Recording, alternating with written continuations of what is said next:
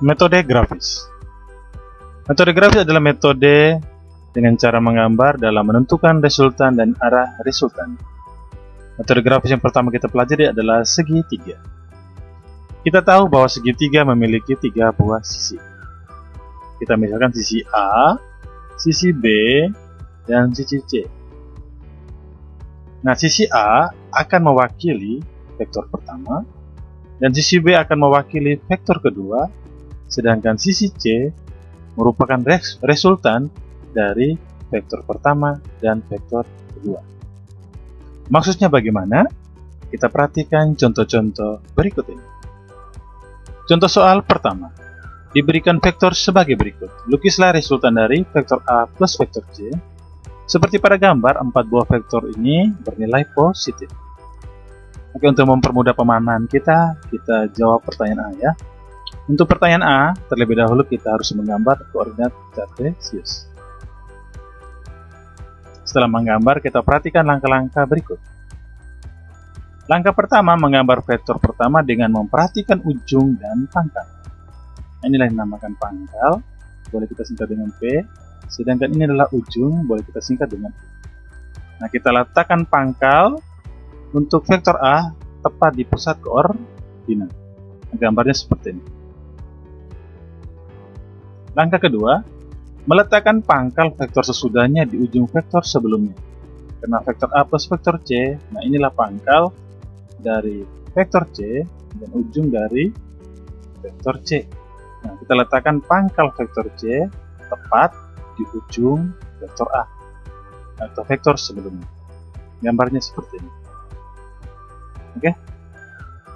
Selanjutnya, kita akan menentukan resultan. Untuk resultan kita menarik garis dari pangkal vektor pertama sampai ujung vektor kedua. Nah, berarti dari pangkal vektor A sampai ujung vektor C. Hasilnya seperti ini. Nah, inilah yang dinamakan resultan vektor A plus vektor C. Kita lanjut pertanyaan B. Sama ya langkahnya ya. Kita gambar koordinat kartesius. Ini pertanyaan B ya. Di mana min C plus vektor A. Nah, perhatikan di sini plus C-nya seperti ini. Berarti minus C-nya kemana? Berarti berkebalikan arah. Seperti pada gambar. Inilah vektor minus C.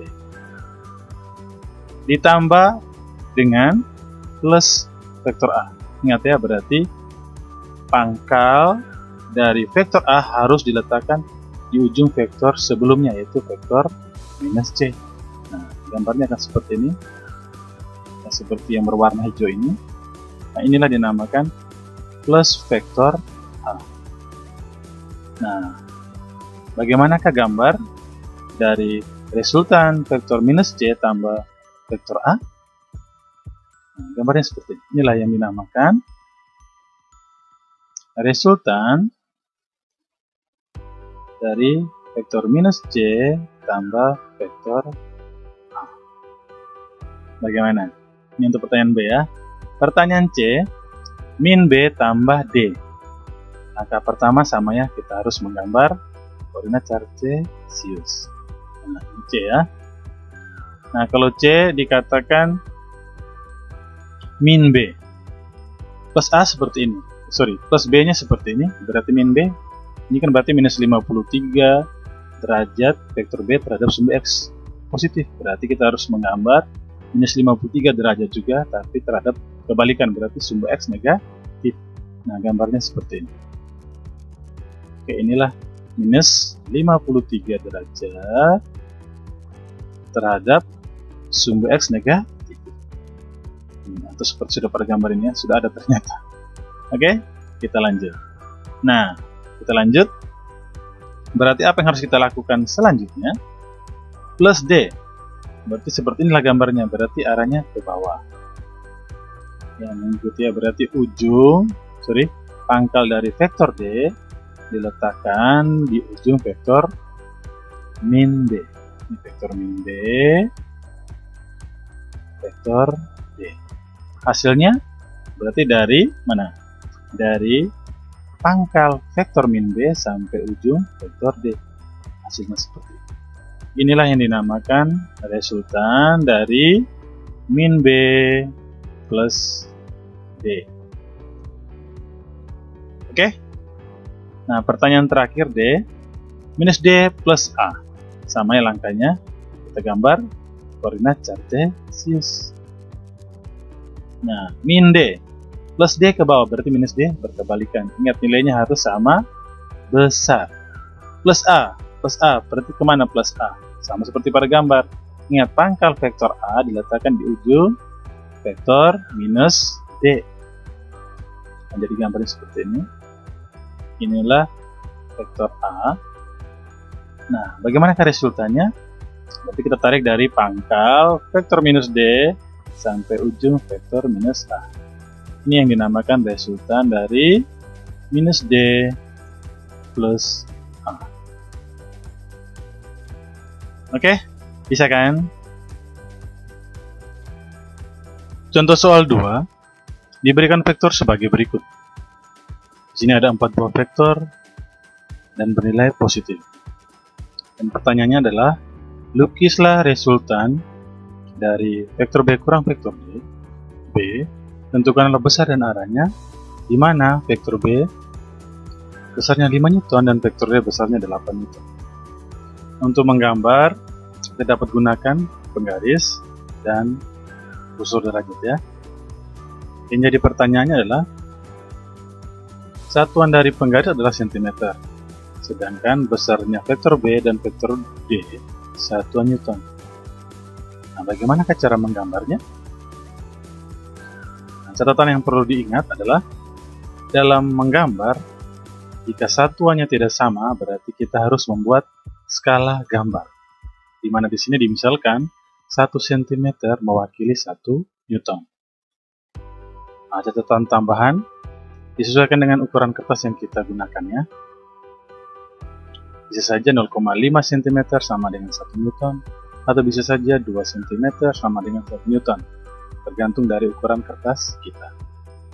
Oke, kita langsung saja mengerjakan contoh soal 2. Yang pertama, melukis resultan dari vektor B kurang vektor D. Tentunya langkah pertama kita menggambar koordinat Cartesius. Setelah itu kita menggambar vektor B. Karena vektor B di sini positif, berarti gambarnya seperti pada gambar. Ingat ya, 53 derajat di sini berarti terhadap sumbu X positif. Kalau kita baca ini berarti minus 53. Inilah vektor B. Dengan panjang berapa? Dengan panjang 5 cm yang mewakili 5 Newton. Setelah itu kurang D. Perhatikan ya, vektor D positifnya seperti ini, arahnya ke bawah. Berarti vektor minus D arahnya kemana? Berarti berkebalikan. Oke? Nah, berarti pangkal dari vektor minus D kita letakkan di ujung vektor B seperti pada gambar. Nah, berarti di sini panjangnya berapa? 8 cm yang mewakili nilai 8 Newton. Nah, berarti resultannya yang mana? Nah, resultan berarti kita tarik dari pangkal garis dari pangkal vektor B sampai ujung vektor minus D seperti pada gambar. Nah, inilah yang dinamakan R sama dengan vektor B minus vektor D. Oke, semoga mudah ya cara melukis. Nah, pertanyaan kedua adalah, berapakah besar? Tentukanlah besar dan arahnya. Nah, untuk besar dan arahnya, supaya mempermudah, nah kita perhatikan ya. Di sini kita sudah zoom ya hasil tadi, seperti ini gambarnya. Oke, nah, kita dapat menentukan resultan dengan penggaris. Ya, penggaris tadi, bagaimana cara meletakkannya? Nah, seperti biasa kita letakkan penggaris pada resultannya, seperti ini. Nah, kemudian kita ukurlah, dan hasilnya itulah yang menunjukkan besarnya resultannya. Oke? Nah, selanjutnya kita akan juga menentukan, selain besar resultan, kita juga menentukan arah resultan. Oke, untuk arah dan resultan, kita dapat gunakan busur derajat. Bagaimana cara meletakkannya? Oke, tapi sebelumnya yang harus diingat, jika dalam soal diminta tentukanlah arah tanpa dibilang terhadap apa, berarti kalau tidak ada kata terhadap ya, berarti yang dimaksud di sini selalu mutlak. Yang dimaksud dalam soal jika tidak ada kata terhadap berarti selalu terhadap sumbu X positif. Oke, jika tidak ada kata terhadap berarti di soal tersebut diminta arahnya selalu terhadap sumbu X positif. Nah, bagaimana cara meletakkan busur derajat? Nah, diletakkan seperti ini. Kenapa? Karena 0 derajatnya berada di sumbu X positif. Ini 0 derajatnya.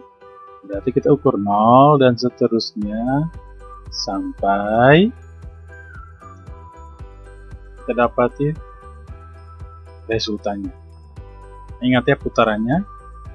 Kalau putarannya seperti ini berarti berlawanan arah jarum jam, berarti besar sudutnya bernilai positif. Oke, mudah kan cara menggunakan busur dan penggaris dalam menentukan resultan dan arah resultan?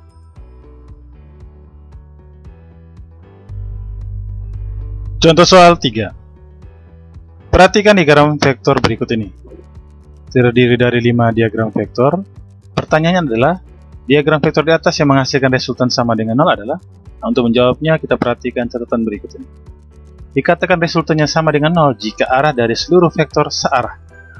Maksudnya, semuanya bisa searah jarum jam dalam putaran loop atau berlawanan arah jarum jam dalam putaran loop. Nah, di sini maksud putaran loop adalah kita misalkan setiap titik pada setiap sudut, kita misalkan angka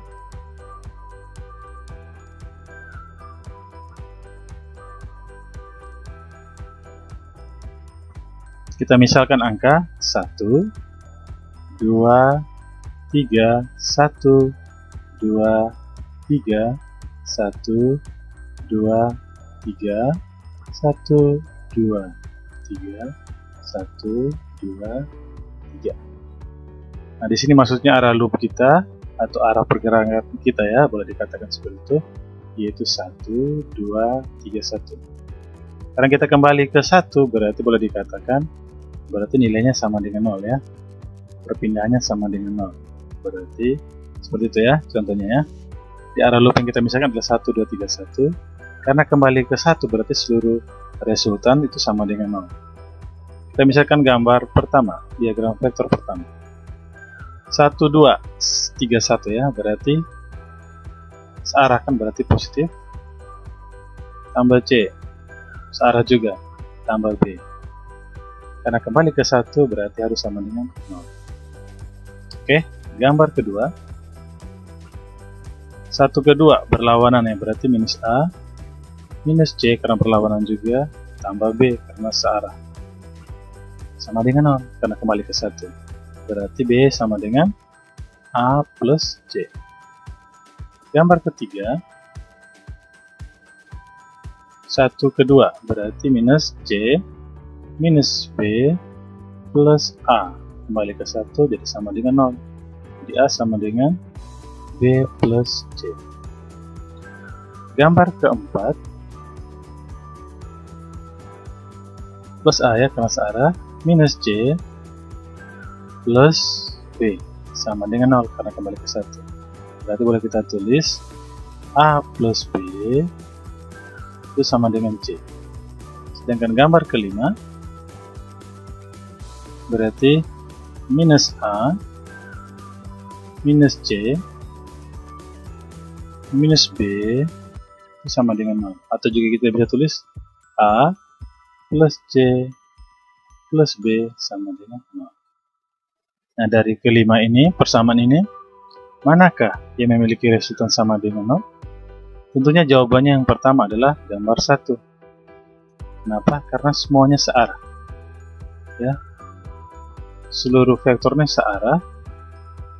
Boleh dikatakan searah jarum jam ya, kalau kita putar. Nah, ini sudah pasti menghasilkan resultan sama dengan 0. Ya. Karena tidak ada selisih di sini antara mereka ya. Karena kembali lagi ke titik asalnya itu 1, hasilnya sama dengan 0. Nah, di sini juga dapat kita lihat gambar ke 5. Ya, walaupun berlawan, ini berarti berlawanan arah kan, tapi tidak ada selisih kan antara titik asal, titik awal dengan akhirnya. Ya, nah, boleh dikatakan kalau resultan sama dengan 0 artinya jarak antara posisi awal jadi pangkal dengan ujung dari vektor yang paling akhir, vektor kedua ya, atau vektor ketiga itu tidak ada jarak. Nah, itulah yang dinamakan resultan sama dengan 0. Jadi soal ini berarti jawabannya adalah gambar 1 dan gambar 5.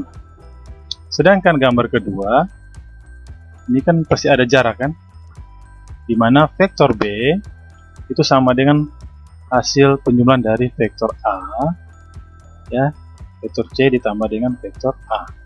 Sedangkan gambar ketiga, vektor B ditambah dengan vektor C memiliki resultan sebesar vektor A. Dan gambar keempat dapat kita lihat vektor B tambah vektor A itu sama dengan vektor C. Jadi sesuai gambar ini kita bisa ganti ya, B plus A. Kalau sesuai dengan aturan segitiga berarti B plus A sama dengan C sesuai aturan metode segitiga ya. Kalau yang ini sudah benar ya, jadi B itu sama dengan A plus C, tapi kurang tepat penulisannya, seharusnya adalah B sama dengan C plus A. Begitu pula gambar ketiga, apakah sudah tepat? Nah, kalau gambar ketiga sudah tepat ya, karena vektor B tambah vektor C itu sama dengan vektor A yang merupakan resultan. Oke, bisa ya dalam menentukan diagram vektor yang menghasilkan resultan sama dengan. Oke, terima kasih. Jangan lupa untuk like dan subscribe.